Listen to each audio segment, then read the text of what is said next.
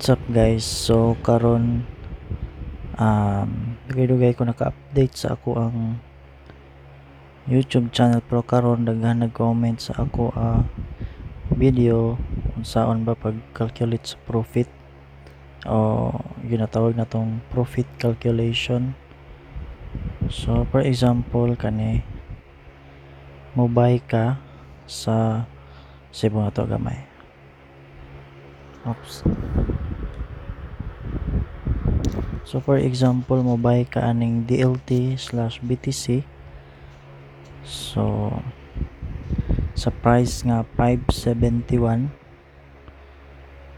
O ang imong question dre, saan mo pagbaligya diri sa sell nga maka-profit ka. So diri mo gawas ang profit calculation. So adto lang ta diri, kung naa mo'y Android app, install lang ninyo ni kani ano siya, crypto trading calculator, makita niyo dira sa taas. So since sa Binance man taga trade, so kung naa mo'y mga other trading platform, so since Binance man ta, so click lang niyo yung Binance, then diri ang side inyong i-input diri ang price, ang price sa crypto nga inyong napalit. So for example, nakapalit mo aning DLT sa price nga 571, so inyo siyang i-input ra. So 571, so timan-an po ninyo pila ka zero siya diri. Kita niya diri 5 ka zero, 571 siya. Then diri niya makita stop loss, profit goals ninyo. So target ninyo is 1% lang. So pwede niyo siya i-sell sa 577 na price kung diri is mo taas ni. So 577, mabot sa 577, pwede na naman siya i-sell. Profit nimo is 1%. So mostly sa ako kung ako nag-trade, gina-target na ko is 5%. Pwede po ka sa 3%, depende sa imo ha. So kani kasagaran sa akong mga gina-trade 5%. So ana mo nimo i-set dito, i-sell nimo to 600.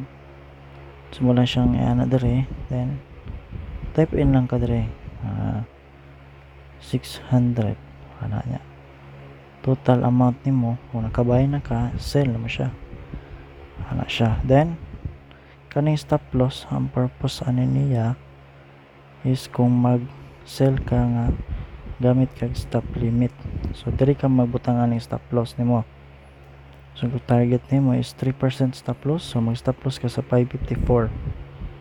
So kung mababa siya og 554, mo stop siya automatic. So pwede ka mo type dira 1 2 3 4, then 5 pila to, 554 imong stop loss, 554. Then target price nimo, pila tayo mo target price, buta to ang target ka sa 10%, so 629 ang imong price nga ibutang dira. So 1 2 3 4 5, then 600 ana lang.